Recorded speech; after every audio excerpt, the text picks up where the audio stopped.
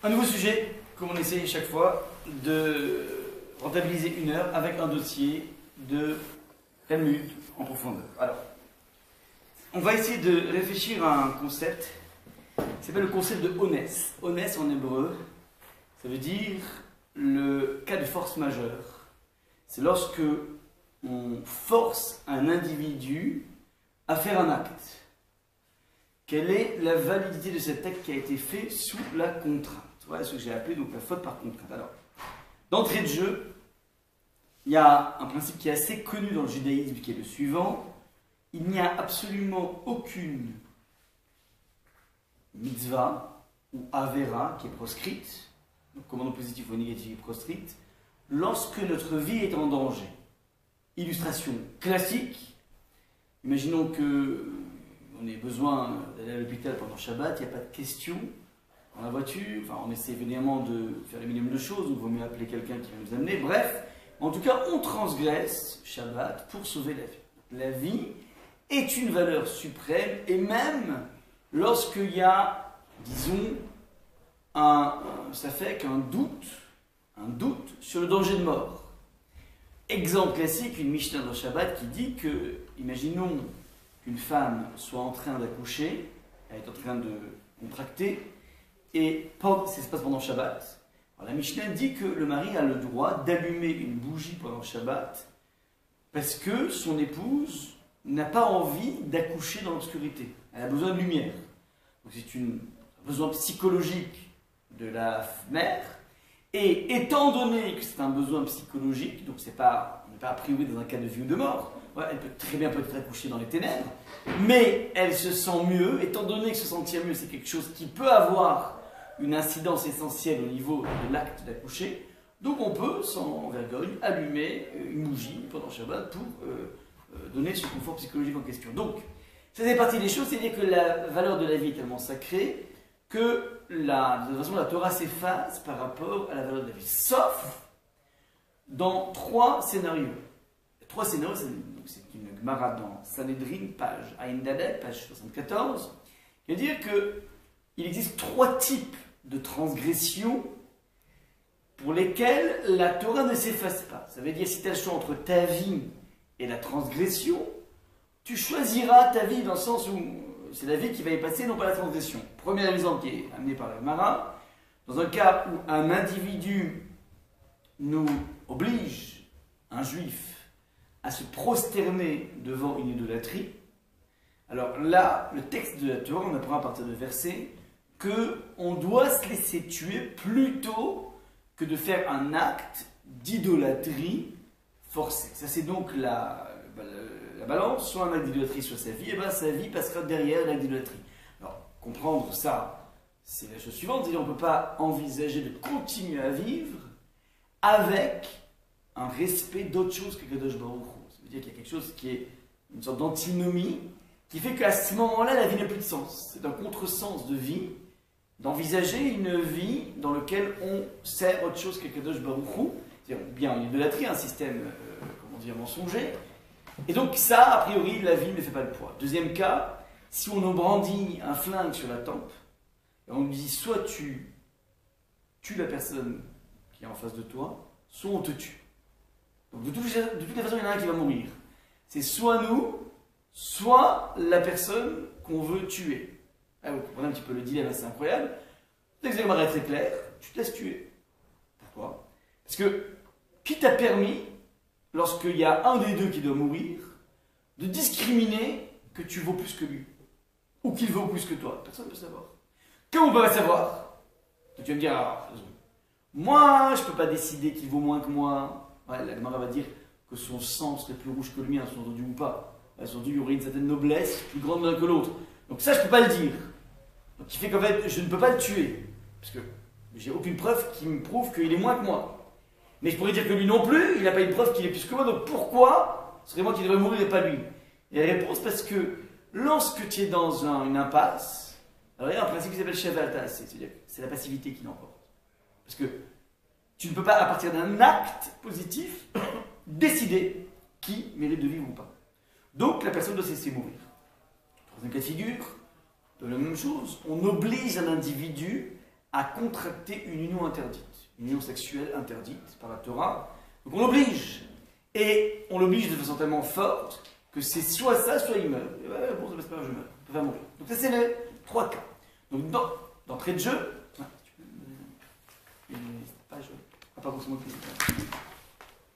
Merci. Donc d'entrée de jeu, de façon générale, la Torah ne me fait pas le poids par rapport à la vie, sauf lorsqu'on est dans une antivie. Soit l'idolâtrie, soit les unions interdites, soit tuer quelqu'un. Ça, c'est donc le principe de base. À partir de là, on va, au niveau du sujet, lire 2 Rambam, voilà, ce qui concerne ce sujet. On va voir que a priori, ces 2 Rambam sont en contradiction, 2 enseignements maïmonides. On va amener une Gemara pour venir affiner les définitions des choses, qui va nous permettre de comprendre la contradiction au niveau donc, des 2 décisions à l'Afrique du Rambam. Alors le Rambam, le premier se trouve dans l'Ilchot Sanhedrin, Perek Kaf, 20e Perek à la Chabet. Le texte dit la chose suivante. Mi chez Assad Dava chez Chayadim Alav Mita Beddin. Imaginons qu'un bonhomme a fait quelque chose qui est passible de peine capitale. Béonès. Maintenant, il a fait Béonès. C'est-à-dire qu'on avait dit comme ça, si tu as le choix entre ou tuer ou tu te laisses tuer, tu dois te laisser tuer. Imagine le bonhomme, il craque. J'ai pas envie de me laisser tuer. Et donc, pour ne pas se laisser tuer, il tue. Donc, il reste en vie. Qu'est-ce qu'on fait avec cette personne? La Torah te dit, tu dois te laisser tuer. Maintenant, il a transgressé ce que la Torah lui a dit de te laisser tuer. Donc, du coup, il est encore en vie. Qu'est-ce qu'on fait avec lui?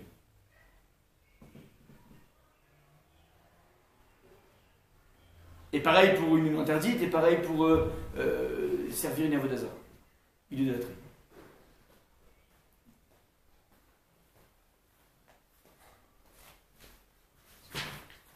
Tu entends, Yoram? On n'a pas le droit dans la vie, si que tu présentes une personne, Réhouven, on brandit un flingue sur la tête de Réhouven, on lui dit Réhouven, soit tu tues Shimon, soit je te tue.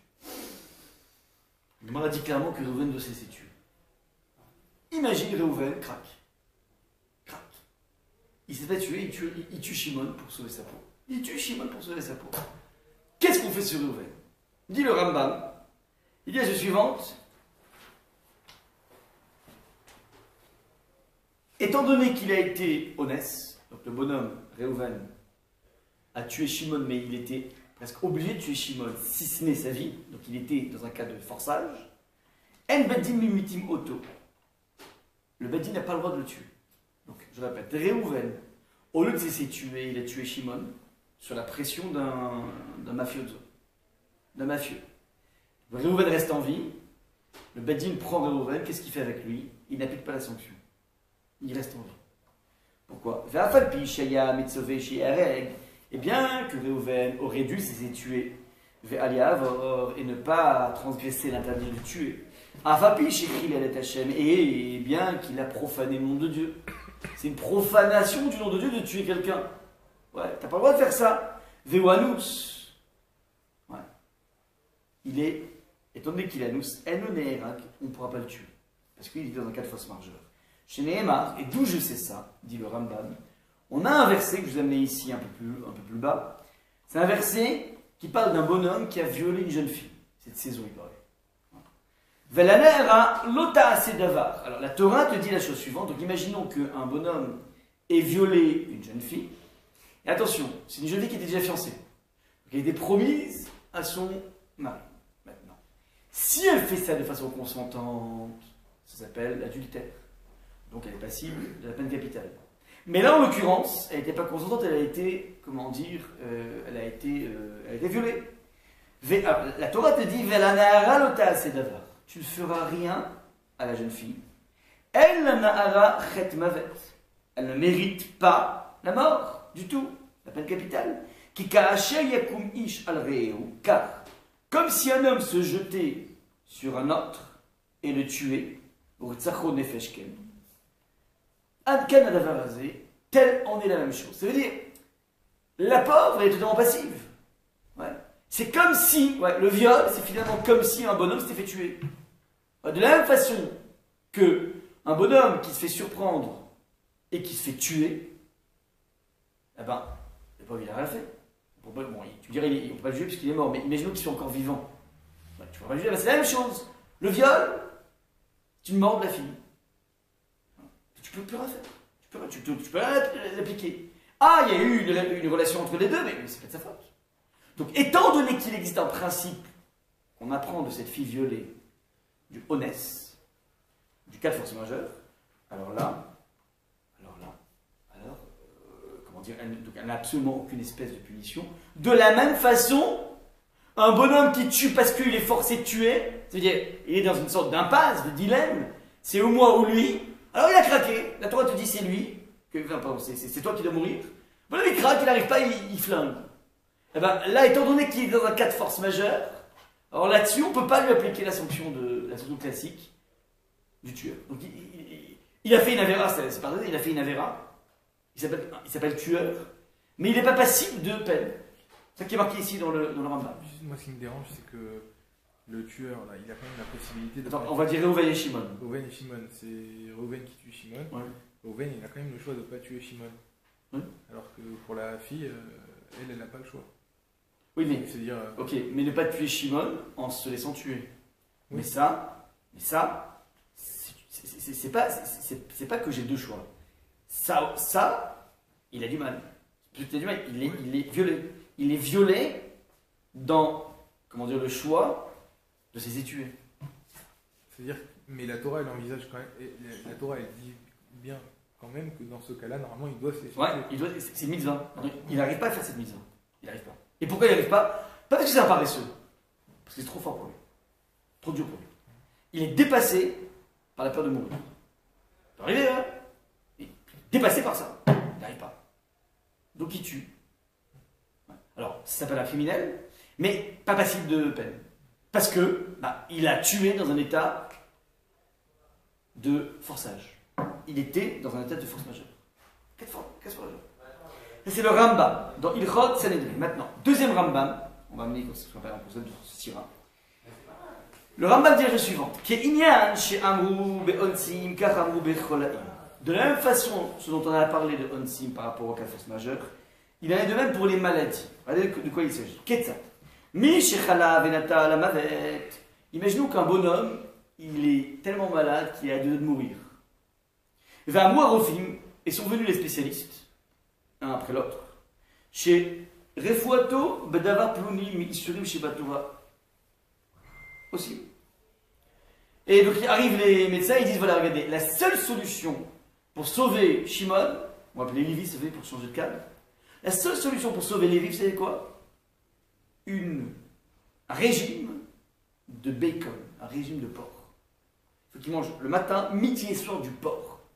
Le Rambam te dit, aussi, vous mitrapim, il mange du porc du matin au soir s'il faut. Vous mitrapim. Si les médecins, avec la connaissance scientifique, te disent qu'il n'y a que ça qui pourra le sauver, il mange du porc. Ouais. Pourquoi? Parce que, encore une fois, la vie avant les interdits, avant la Torah, évidemment. Ou mitrapim. Bechol, Isurim, Sheba Torah, quel que soit les Isurim, du monde il faut manger les moustiques, dans les fourmis, il y a des. C'est plein de protéines, pareil, je sais pas. Mais il faut demander aux Chinois. Mais c'est plein d'interdits. La fourmi, c'est pire que le porc. Ouais, donc il met voilà, une tarte aux fourmis. Le mec, il va manger une tarte aux fourmis, il n'y a pas le choix. Ouais, il n'y a pas le choix. C'est comme ça qu'ils vont arriver à revivre. Bemakom Sakana. Alors, maintenant, tu dis pourquoi? Parce qu'en fait, au Mitrapim Bechol Isurim Sheba Torah, donc tu peux faire tous les Isurim de la Torah Bemakom Sakana lorsqu'il y a un danger de mort. Chutz mi avodat kochavim. Sauf s'il s'agit, tu dis voilà. Il y a un grand marabout qui te dit qu'en te prosternant 3 fois devant un Bouddha, tu pourras guérir. Ouais. Mais ça, on ne peut pas l'écouter.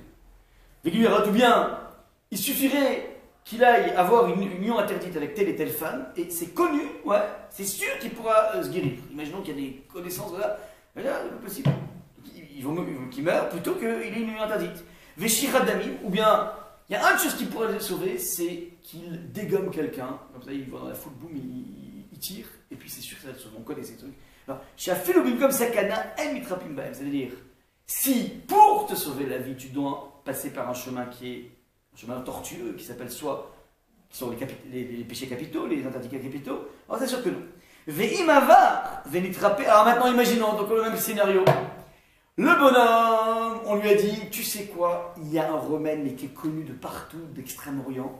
Tu te prosternes 3 fois devant Bouddha, t'es guéri. Le bonhomme, il consulte le rabbin, il dit même pas vrai. Vous mourrez, monsieur, mais même pas vrai. Je m'occupe de la shkara, je m'occupe du cimetière, je m'occupe de tout. Et le bonhomme, il hésite, puis d'un coup il craque. Il dit c'est pas grave. Ouais, c'est pas grave, il prend un petit Bouddha, il se projette 3 fois devant, et Baruch Hashem, il a réussi à guérir. Donc il a franchi le seuil d'un interdit capital qui s'appelle Avodah Zarah. À votre avis, qu'est-ce qu'on devrait faire avec ce bonhomme? On doit le laisser. Laissez, non. J'empêche de le faire, mais si je peux l'empêcher de faire, il l'a fait. Donc tu dis, on va pas le sanctionner. Regardez ce que dit Rambam. Veima avar il trappé. Donc si le bonhomme, il a transgressé, et il trappé, il a été soigné. On chimoto beddin, on va lui donner la sanction. On onesh araulo, on va lui donner ce qu'il mérite. D'avoir pratiqué la voie des Zarah. Et donc évidemment, jaillit la question que pose Ariel, qui sont visibles sur vos yeux, c'est que d'un côté tu me dis qu'un individu à qui on flanque un flingue, et à qui on dit soit tu tues, soit je te tue, la personne il craque et il tue au lieu de se laisser tuer. Là-dessus, le Rambam te dit, étant donné qu'il est dans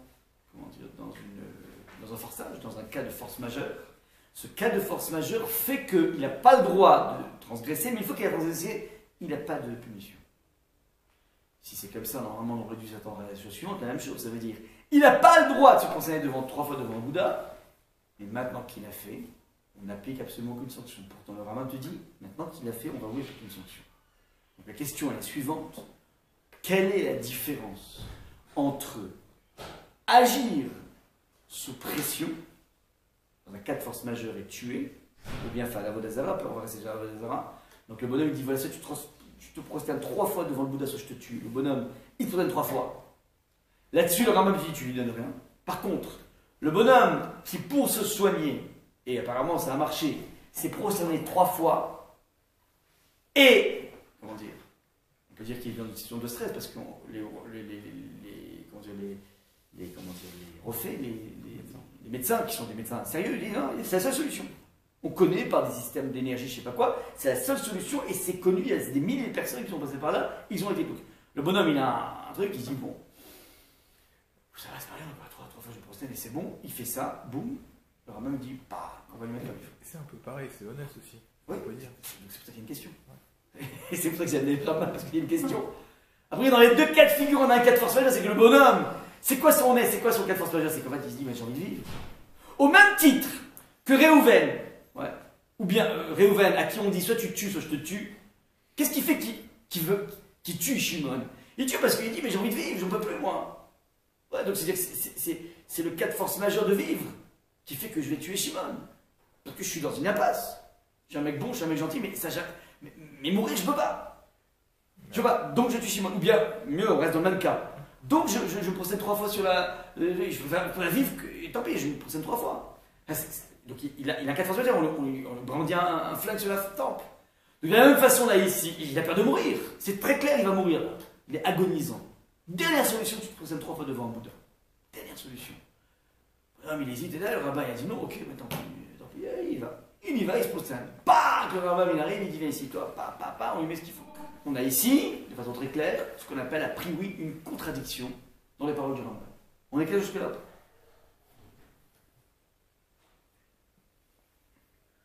Je peux lui dire quelque chose. Que le Rambam, il a l'air de faire quand même la différence que il dit que Inyan Shamou Bontim Kafamou Bokholaim. C'est-à-dire, les maladies, c'est pas. J'ai l'impression que c'est pas du honnête pur quand même. Inyan Shamou, au contraire, Kafamou Bokholaim. Dans ce cas-là, pourquoi est-ce qu'il ne rapporte pas les Cholaïm dans les Onassim? J'ai l'impression qu'il dit. C'est-à-dire le fait qu'ils disent quand même. Le même type de choses existe. Ouais. Mais attention, c'est pas le même Rambam, c'est pas il y a Ichros Zané et Ichros de la Torah. Donc on est dans 2 chapitres différents. Ah, okay. Donc c'est pas le même. Il n'y a pas un lien en fait. D'accord. Donc on a une question essentielle. Alors, ce qu'on pourrait, de façon en tâtonnant, donner comme élément de divergence, enfin de différence, c'est de dire que dans le cas du flingue brandi sur la tempe, au niveau de la personne, il n'a pas le choix que d'agir, soit agir, soit mourir. soit tuer, soit mourir. Donc, son acte est soumis à une pression, ce qu'on appelle le cas de force majeure. En revanche, dans l'histoire de la maladie, au moment où il décide de se prosterner 3 fois devant le Bouddha, parce qu'on a expliqué que c'était une sinécure pour lui, ça va être quelque chose qui va le sauver. Au moment où il fait ça, dans ce moment de prosternation, il n'a pas un flingue sur la tempe. Il s'est lui-même mis un flingue, parce qu'il a envie de vivre. Mais il n'y a personne de l'extérieur qui l'oblige. C'est pas le médecin ou sa femme ou je sais pas qui vient et qui lui met un flingue sur la tête en lui disant tu manges ou je te tue. Ouais, tu te procèdes ou je te tue. Non, non. C'est lui de lui-même qui initie la démarche. Alors certes, on va dire comme ça, que le contexte est un contexte de force majeure, puisque c'est la mort qui est en jeu. C'est un moment de sakana. Donc il y a un enjeu de mort. Mais l'acte lui-même n'est pas un acte qui est sous la pression d'un flingue. Est-ce que vous comprenez la petite nuance? En tâtonnant, ça veut dire. C'est juste pour essayer de trouver une différence, parce qu'apparemment il y a 2 halachot différentes, donc je répète les 2 halachot différentes. C'est que dans le cas où le bonhomme était sous la pression d'un flingue, soit tu te prosternes, soit je te tue. Le bonhomme décide de se prosterner, c'est-à-dire qu'il doit se laisser tuer, mais il décide de transgresser ça. Et il décide de profaner le nom de Dieu. Et il va se prosterner devant Bouddha. Et en se prosternant là-dessus, la question on pose, alors qu'est-ce qu'on fait avec lui maintenant? Il a fait beaucoup de Chilul Hashem, il s'est posé devant. On dit on fait rien dessus. Parce qu'il était honnête, la Néhara le Taaseh Davar, à la violée, la fille violée, tu peux rien lui faire. Il n'y a plus aucune espèce de punition. Le Rambam, ça c'est au niveau d'un acte qui a été totalement sous force majeure. Inversement, au moment où la personne, on lui a fait comprendre que la seule façon de pouvoir guérir, c'est de participer à un culte de Avodah Zarah, au moment où le bonhomme pratique le culte de Avodah Zarah, qui va lui permettre apparemment de guérir, on se pose la question, mais tu aurais dû mourir plutôt que guérir. Une fois qu'il a guéri, le Rambam te dit, eh ben, on va lui régler son compte. On se pose la question, mais pourquoi il y a une différence entre ces 2 cas? Les 2, c'est un cas de force majeure, sauf que l'acte au niveau de la personne à qui on oblige de faire l'Avodah Zarah est lui-même un acte obligé, tandis que le bonhomme qui se soigne, le contexte est obligé, le contexte est un contexte de force majeure, puisque c'est la mort qui est en jeu, mais l'acte lui-même, il est en totale latitude. Il n'a que un impératif intérieur à lui, si vous voulez, pour donner la différence. C'est une sorte d'instinct de survie qui le pousse à transgresser. Ce n'est pas un instinct extérieur, c'est un instinct intérieur, c'est lui qui sécrète ça. Ouais. Alors il a des raisons objectives, il y a des marabouts, il y a des médecins qui viennent lui dire c'est comme ça que ça fonctionne. Donc il laisse très bien la nature, il laisse très bien la façon de gérer. Mais, qu'on le veuille ou pas, donc ça c'est une façon intuitive, on peut trouver un chilouk, une différence entre les 2 cas. D'accord? Maintenant, bien d'accord que faudra comprendre pourquoi ce chilouk, cette différence, elle va jouer. Pourquoi cette différence va avoir une incidence? Je m'explique. C'est pas parce qu'on trouve une différence qu'on pourra comprendre qu'il y a une loi différente. Parce que le chilouk, la différence, ne peut jamais, comment dire, il faut que ce soit une différence qui va de façon logique me permettre de comprendre qu'il y aura un dîme différent. Je me rappelle, le roi Shira, il disait, quand on veut faire des différences, on peut faire des millions de différences. On peut dire que dans un cas, il avait les yeux bleus, il avait les yeux verts. Ouais, mais c'est pas quelque chose qui va jouer dans le dîme. Donc il faut comprendre dans quelle mesure, lorsque c'est l'acte qui est par force majeure, ou bien c'est le contexte de force majeure, ça va avoir une différence. Donc ça va être c'est ça qu'il faut qu'on essaie d'exploiter avec les petits moyens du bord que nous avons. Alors, on est clair jusque-là ou pas? N'hésitez pas à poser des questions, on est là pour ça.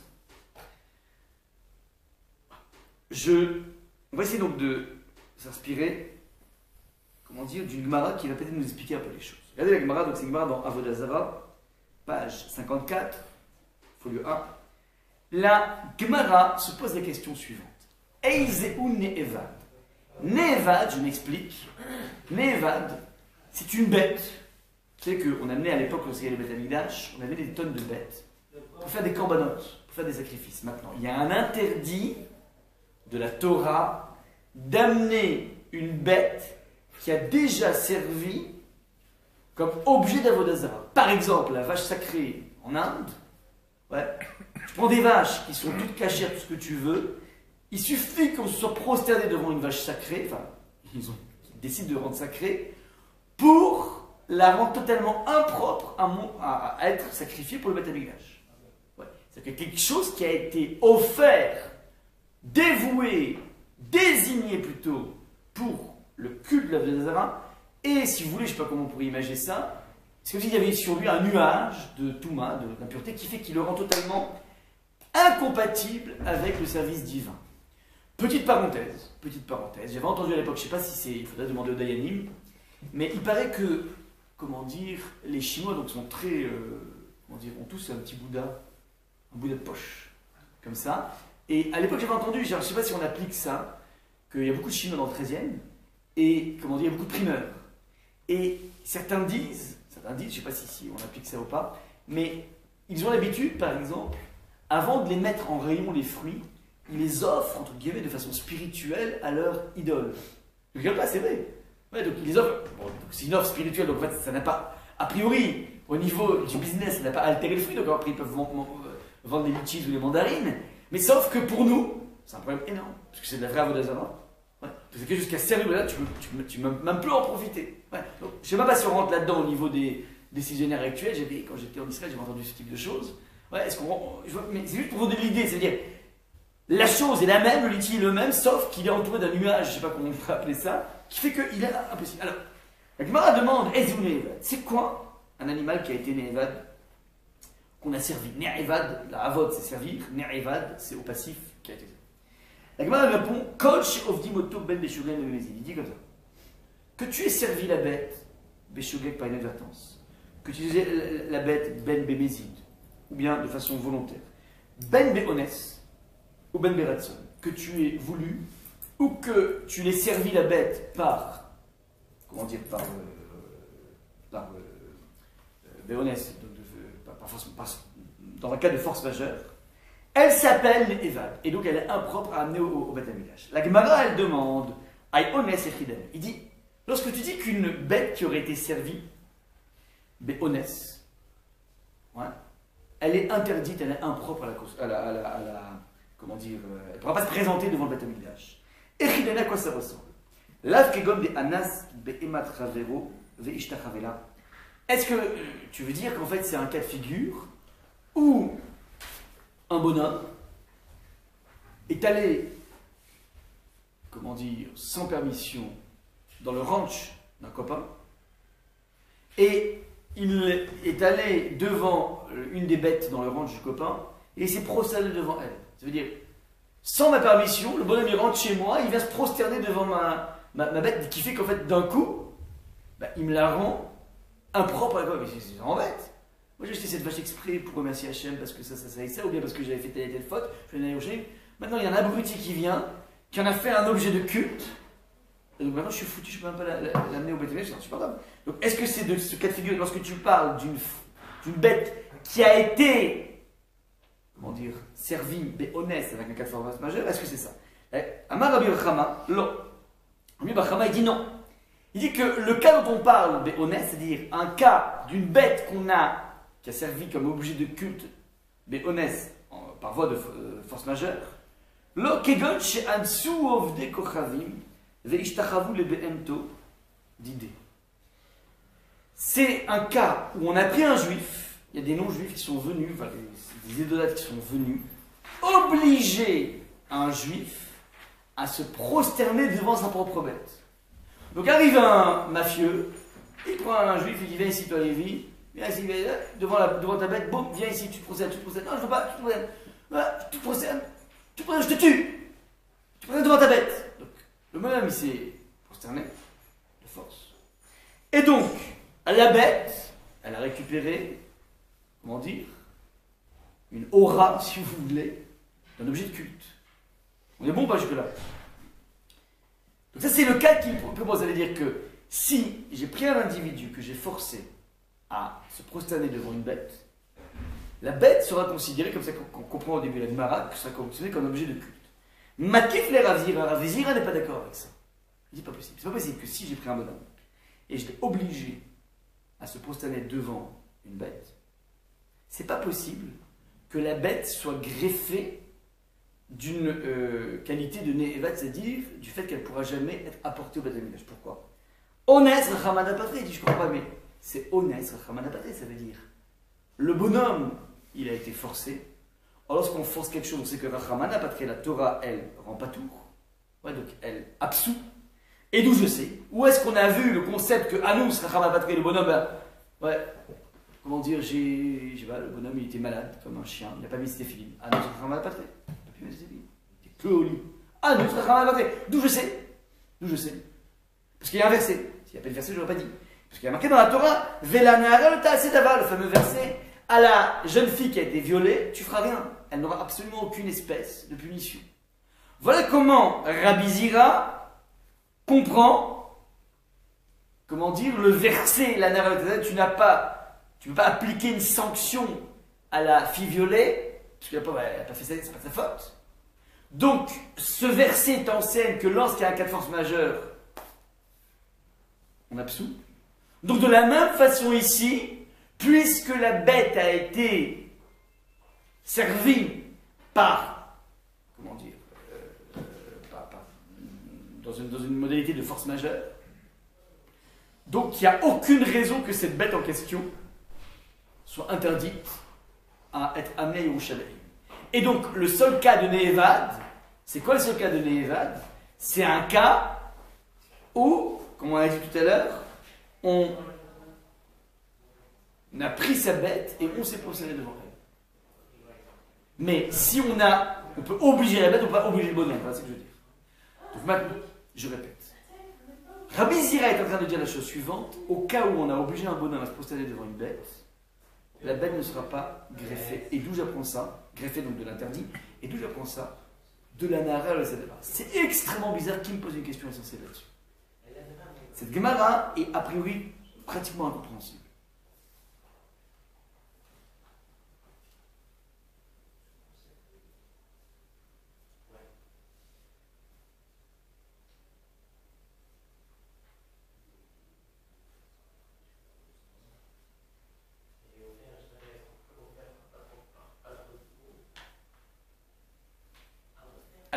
Je vous indique. Lorsqu'on dit que la Nahara le Ta'asedava, ça veut dire, nous, on a un panel de PV. Par rapport à telle brèche, par rapport à telle transgression, il y a tel et tel tarif. Il y a des tarifs. Non, il y a un tarif pour l'adultère qui s'appelle la peine de mort. Ouais, très bien. Sauf que là, en l'occurrence, la relation proscrite que la jeune fille a eue, c'est un truc qui était forcé, un viol. Donc là, a priori, tu dis, étant donné que c'est un viol, elle sort du cadre de la peine.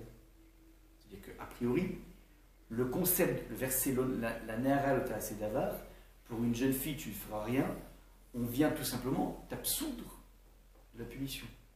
Il y a une punition qui s'applique dans tous les actes morbides, les actes de décadents. Eh bien, cet acte en question ne sera pas soumis à une punition. Pourquoi? Parce qu'on va punir quelqu'un qui n'était pas force majeure. Ça, c'est ce qu'on entend dans le concept de la Nahara le Ta'asedava, que la jeune fille violée, tu feras rien. Donc, le Ta'asedava, c'est je n'applique rien du tout. C'est ça qu'on comprend le verset. Vas-y, il n'y a rien. Cette question, elle se pose aussi sur le premier Rambam, c'est la même chose. Bah, là, c'est pareil, on lui a dit soit tu tues, soit tu es tué. Là, c'est pareil, on lui dit, on l'oblige à faire Avodah. Dans la Gemara de Avodah, on lui dit Lokogan She'en Suhu Oved Kochavim B'Ishta. Donc c'est pareil. Ouais. Donc cette question que vous dites, elle se pose aussi. Évidemment, j'ai amené cette Gemara justement pour comprendre ce qui se passe ici. C'est parallèle, évidemment. La Gemara va nous permettre de comprendre maintenant. Ce qui m'intéresse, c'est le pont que fait Rabbi Zira. Le cas de la fille violée t'enseigne qu'on ne peut pas lui appliquer une quelconque peine, puisqu'elle est force majeure. Rabbi Zira comprend donc, lorsque je prends un bonhomme et je l'oblige à se prosterner, alors quoi? Alors quoi? Qu'est-ce que je peux apprendre de la fille violée? Je peux maximum apprendre que je ne lui ferai pas une sanction à lui. Ouais, parce que le bonhomme, je l'ai obligé.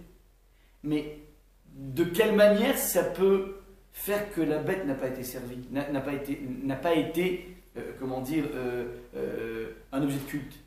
Ça a été un objet de culte, lui il est absous, mais elle en tant que telle, c'est une réalité l'objet de culte. Parce que pour créer un objet de culte, il faut le cultiver. Donc tu as 4 procédés devant lui.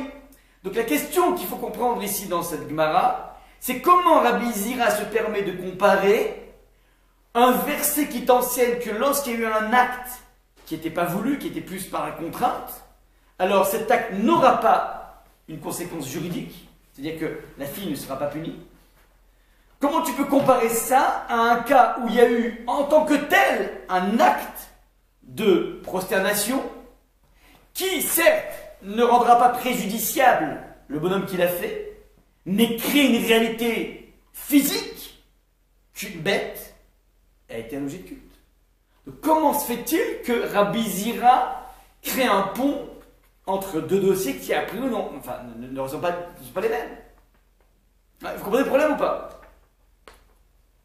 Alors, et donc forcément, puisque Rabbi Zira se permet de faire ce lien, ça veut dire que Rabbi Zira comprend le verset Velanara lota asedavar, à la jeune fille tu ne feras rien, ne vient pas simplement te dire que la jeune fille c'est une sorte, vous savez, de shogeg, quand on fait par exemple des choses sans faire exprès. Alors le honest, le cas de force majeure, ce serait un shogeg démesuré. C'est que dans la vie, par exemple, tu peux, sans faire exprès, pendant Shabbat, tu rentres dans les toilettes et tu allumes la lumière. Ah, j'ai pas fait exprès. Ouais. Maintenant, c'est quoi le honest? C'est quand on te prend la main et on t'oblige à faire. Et donc, tu pourrais dire, en fait, c'est un peu comme le shogeg, mais en pire. Tu pourrais penser comme ça. C'est-à-dire. Et donc, ce serait la logique de dire, voilà, un shogeg, il amène un khatat, il amène un korban, mais un honest, il amène rien, parce qu'en fait, là, vraiment, c'est comment dire, c'est le dérivé d'un shogeg, d'un cas par inadvertance.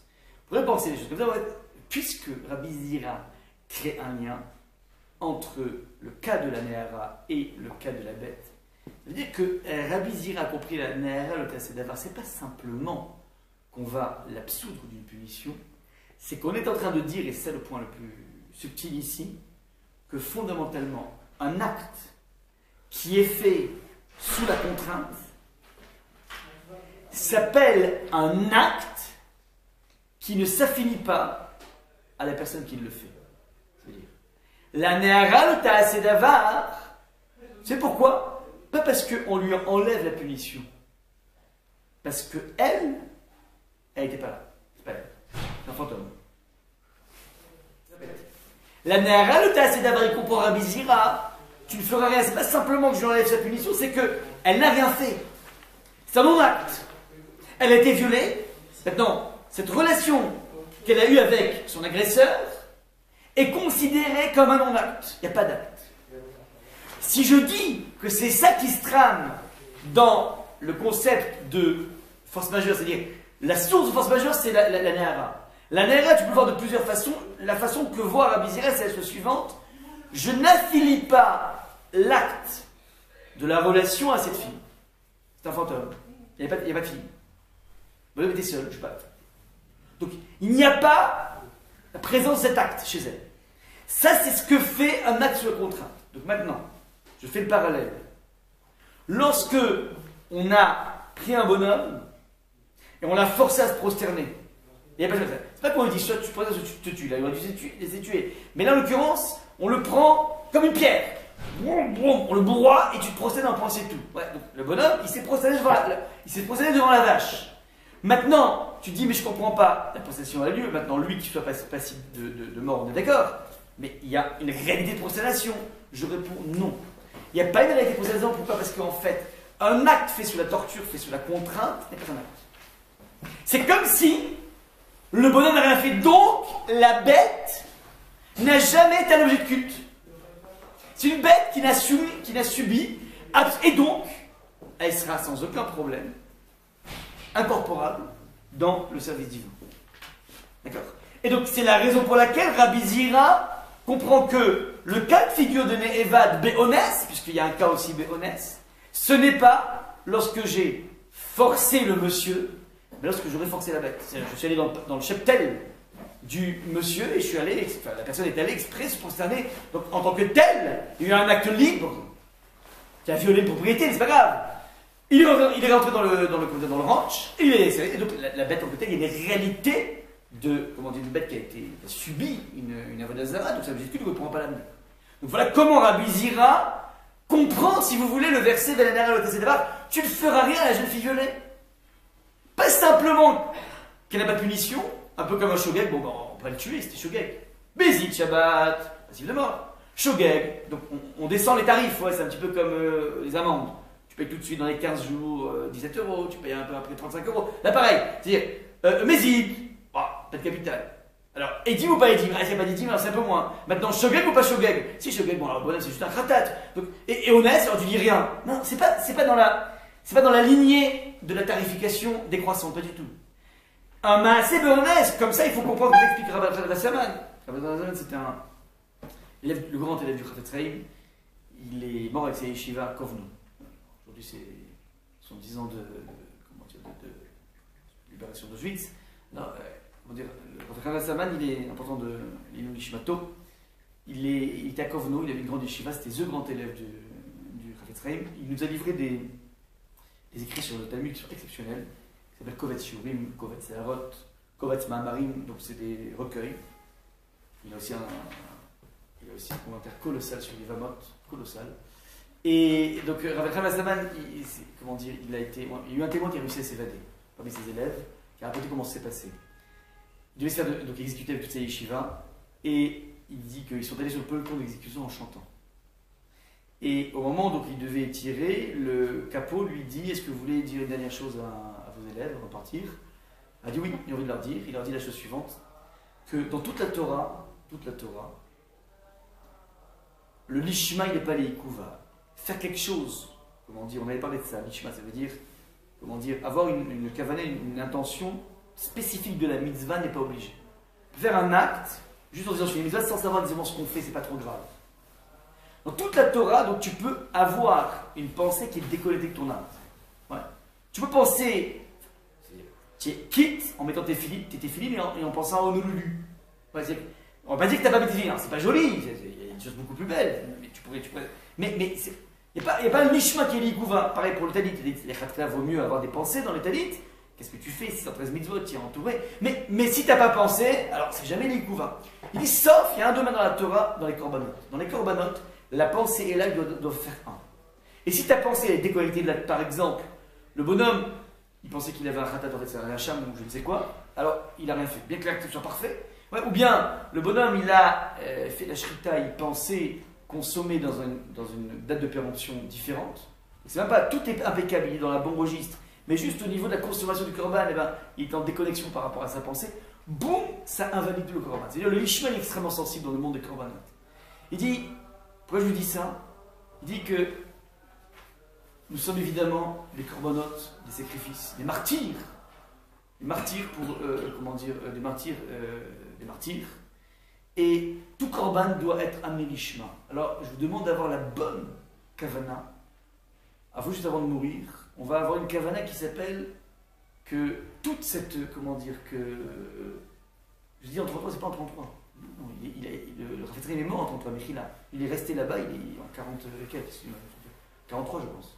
Avec pas 33, 43. 33 c'était la mort du Chafetz Chaim.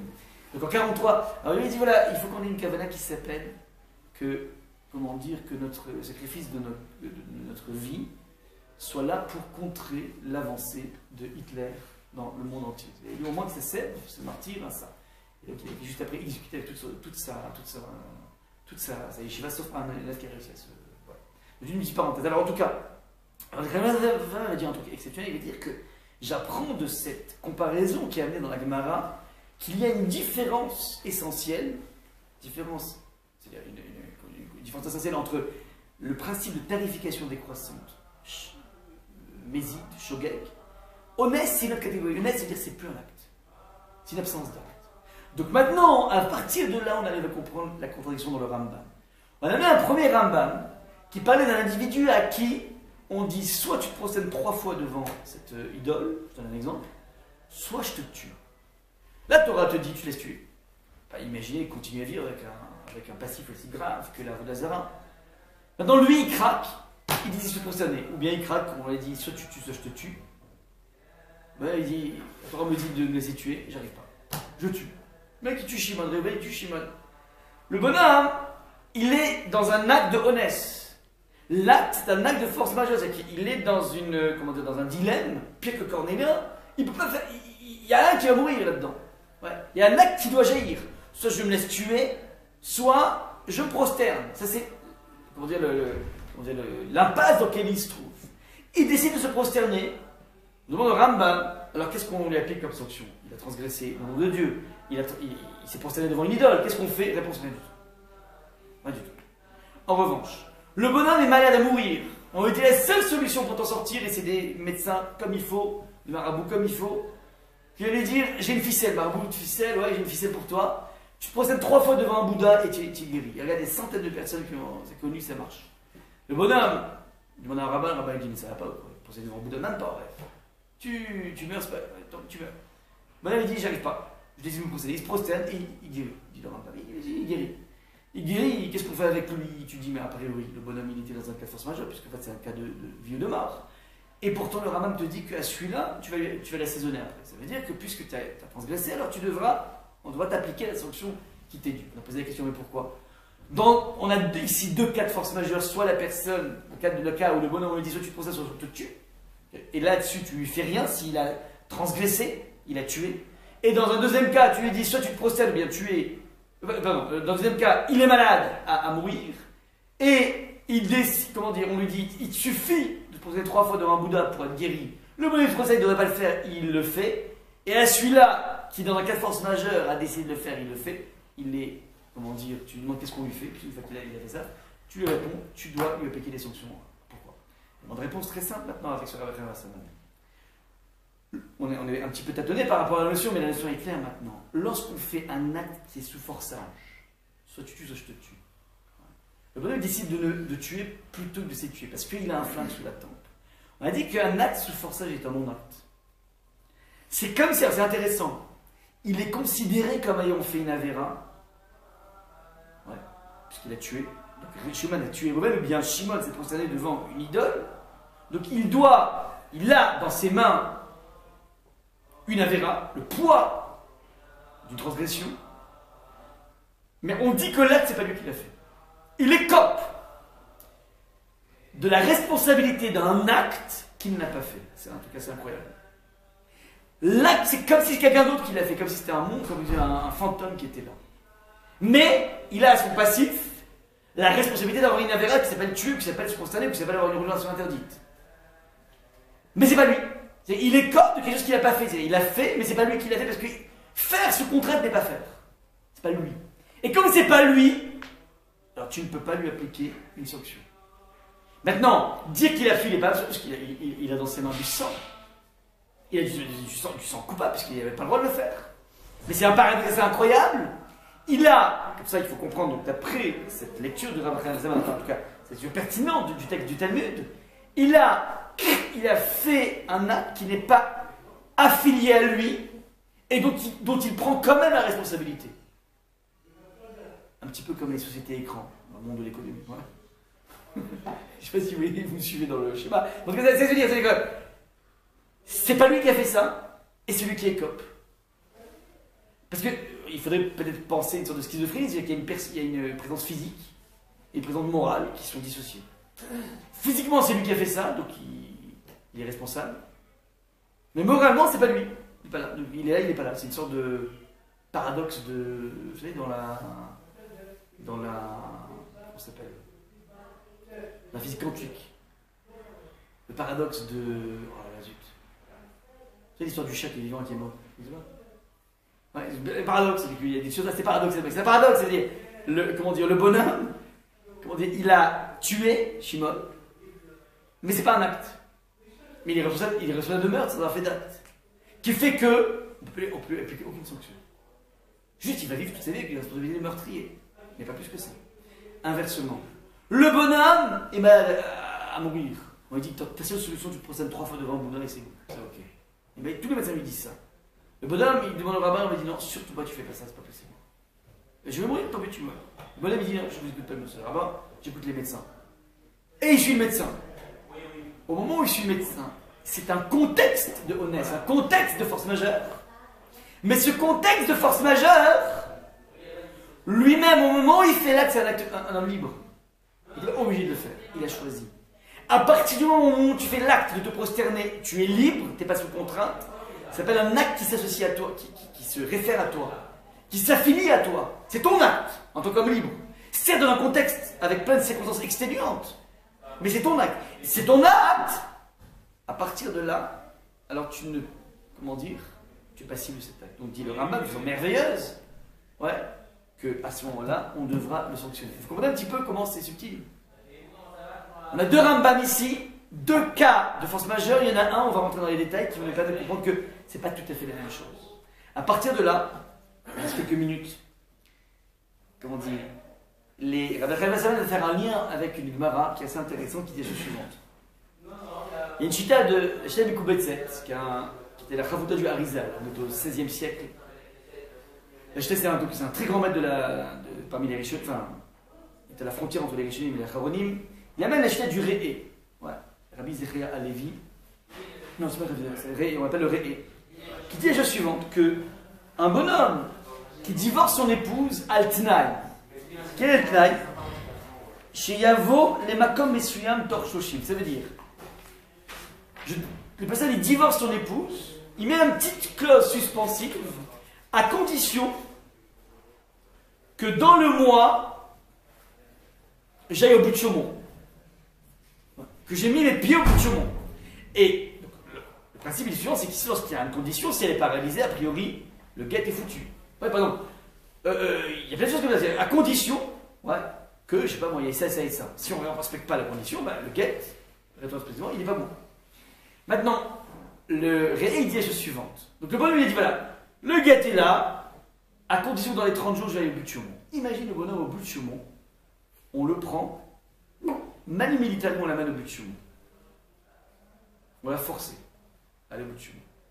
Alors, le Réé, il dit la chose suivante, que, étant donné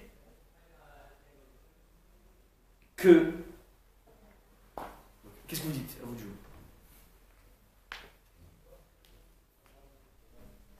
Je pense que ça ne change rien. Ça n'intervient pas forcément. Pourquoi pas? Parce qu'il a été forcé, il n'y a pas eu d'intention. Et donc? Voilà, je l'inverse, en fait, je me pose la question si on l'avait forcé à ne pas y aller. C'est surtout ça. Mais, alors moi, je teste à l'inverse. On le force à y aller. Donc ça n'engage pas le divorce, forcément. Enfin, ça n'engage pas je sais plus ce qu'on a dit. Le divorce? Le divorce, oui. Le divorce, il est bon ou il est pas bon, le divorce? Il a dit que s'il n'allait pas au bout de Chaumont, il divorce ou c'est l'inverse? Non, il faut que dans les 30 jours, il aille au bout de Chaumont. Et il y va forcer. Sinon, c'est pas un bon guet. C'est pas un bon guet dans ce cas-là. Pourquoi? Vas-y. Parce qu'il a été forcé d'aller au bout de Chaumont. Ça veut dire que... mais il l'a fait. Il était dans les 30 jours. Peu importe. Réponse non. Parce que ça fait pas son acte. Il n'est pas allé. La même conséquence. Ça fonctionne avec la même logique. Un acte forcé n'est pas associé à la personne. Donc en fait, c'est pas Réhouven qui a voulu divorcer Léa. Réhouven n'est pas allé au bout du monde. Il est allé, je l'ai vu, des photos, tout ça, ouais, mais c'est pas grave. Pas lui. Même chose. Fini, regardez sur Shulchan Aruch qui est assez intéressant, regardez. Shulchan Aruch, donc on a Milchot, Brachot, Perkot, Siman, Pirot, Perkot, Siman, Resh Dalek. Le Shulchan Aruch dit la chose suivante. Kol a ochlim ve a mashkim chez Adam ochel ve shotel refoua. Donc tu as besoin de boire et de manger des choses, ouais, pour ta santé. Im ta'amam tov ve'echiach ne'ene me'em mevarech alem tchila v'sof. C'est-à-dire, moi c'est classique. L'upsa, j'ai toujours adoré l'upsa parce qu'en fait ça a le goût du Perrier.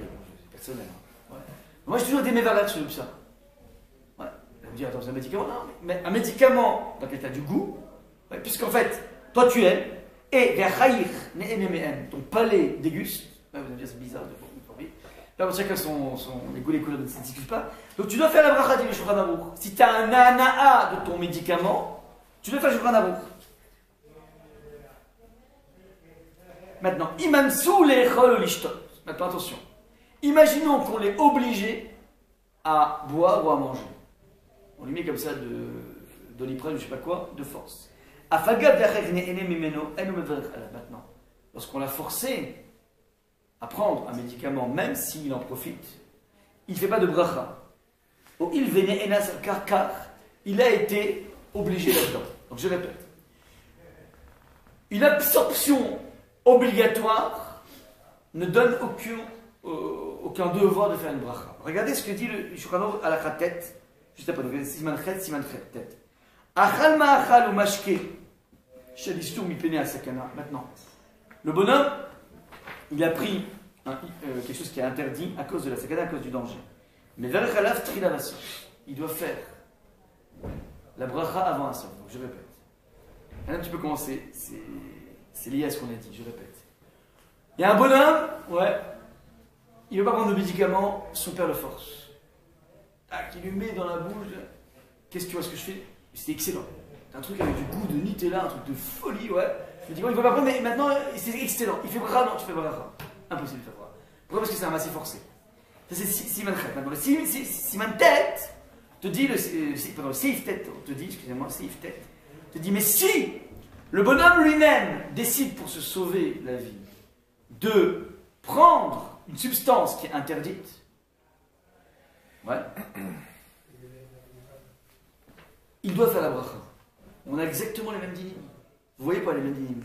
Ça veut dire que lorsqu'on force quelqu'un, l'acte que tu fais n'est pas un acte. Ah, tu profites, mais c'est autre chose. Tu es en déconnexion entre ta personnalité physique et ta personnalité morale.